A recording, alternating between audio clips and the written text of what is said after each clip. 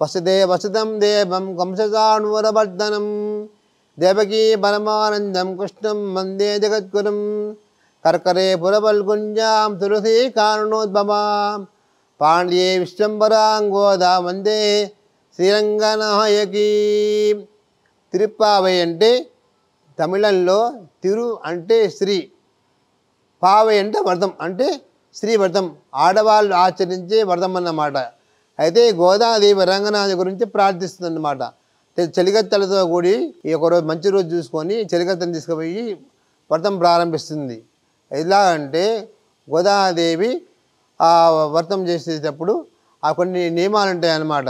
నియమాలు ఏంటంటే మనం తెల్లవారుజామున లేవాలి, స్నానం చేయాలి, స్వామి ప్రార్థించాలని 30 మంది గోపికలను తీసుకెళ్ళి పాలకల్లో ఉన్నటువంటి రంగనాథ స్వామి ప్రార్థించామని తీసుకెళ్తుంది అనమాట. అది తిరుప్పావై. అదే దీనిలో కొన్ని పాశురాలు అనమాట. మనకు విశేషమైన పాశురాలు ఏంటంటే ఓంగిలగలంద అనేది వామన యొక్క అవతారం, ఒక పాశురం ఉంటుందన్నమాట. అది చాలా విశిష్టమైన పాశురము.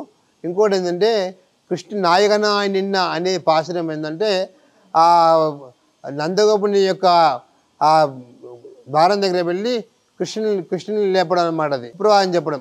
ఇంకోటి ఏంటంటే ఉందమాలిత్త అంటే బలరాముడు కృష్ణుడు సేనిచ్చినప్పుడు అది పాశురం అన్నమాట. ఇంకోటి ఏంటంటే అప్పుడు గోదాదేవి రామాంజన వారిని ప్రార్థిస్తుంది. అన్న రామాంజన వారి గోదాదేవికి అండతో సమానం అంట. అయితే గోదాదేవి అంటుంది, ఏ అన్న నేను స్వామి వ్రతం పూర్తి కాకుండా స్వామిలో ఐక్యమైపోతే 108 గంగాల పాశనం ఆ పాయసం ఆరగింపు చేస్తా అని చెప్పి మొక్కున్నాను, ఆ మొక్కుని నెరవేర్చాలని చెప్పేసి గోదాదేవి రామాంజనమ్మ ప్రార్థిస్తుంది. అయితే ఏంటంటే తిరుప్పావి వ్రతం పూర్తి కాకుండానే ఆ భోగి రోజే ఆ గోదాదేవి స్వామిలో ఐక్యమైపోతుంది.